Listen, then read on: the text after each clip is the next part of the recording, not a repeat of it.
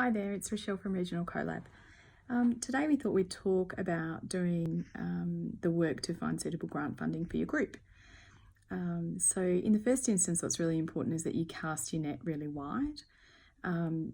What we find when we talk to people is there's a bit of that self-limiting belief stuff going on. So a lot of people and organisations think of themselves as having particular boundaries.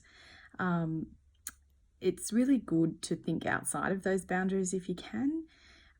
So if you're a not-for-profit organisation and you categorise yourself in terms of a particular field of work you're working in, for example, animals, welfare, arts, culture, children, families, community development, that sort of thing, it's a really good idea to think outside of those singular kind of categories, I suppose.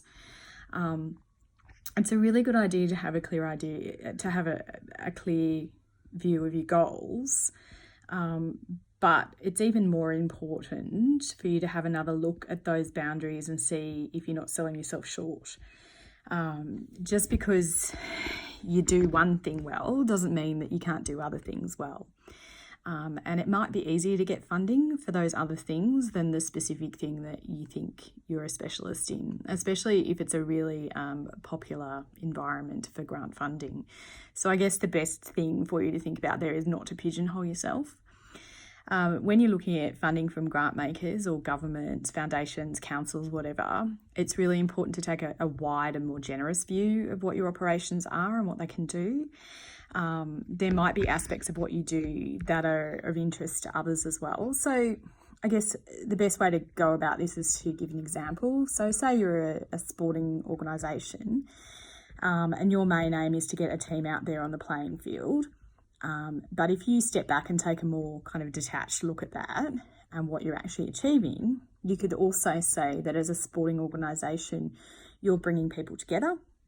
You're promoting a whole of family experience, you're building community and you're building community spirit, you're working with young people and you're maintaining community facilities that are really important, not only for the sporting organisation, but for the broader community.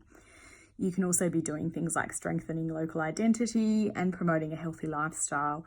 You might even be going so far as to be promoting like an anti-drugs or alcohol message. You could also be providing leadership for young people. So while a sporting club's main aim might be to provide opportunity for people to play or watch sport, the benefits to the local community are so much more broader, as we've just stated. A good sporting club is often at the heart of community. They're the ones who are out there fundraising. They're the ones who are doing, for example, right now we're in the middle of a massive drought.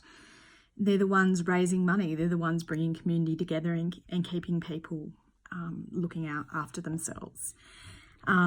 So by broadening the understanding of the kind of community work that your sporting club's performing, you can open up access to things like health, youth, anti-drug, multicultural, women, Indigenous, and even training funding programs. So taking that lateral view of what the impact is can help you to look way more broadly into funding opportunities. You might be able to help young people improve their fitness, their motor skills, decision-making under pressure. You might be able to assist those in the community who have a disability. You might be able to provide opportunity for young people to strive to learn leadership, or just even build community spirit by providing a safe and family-friendly atmosphere.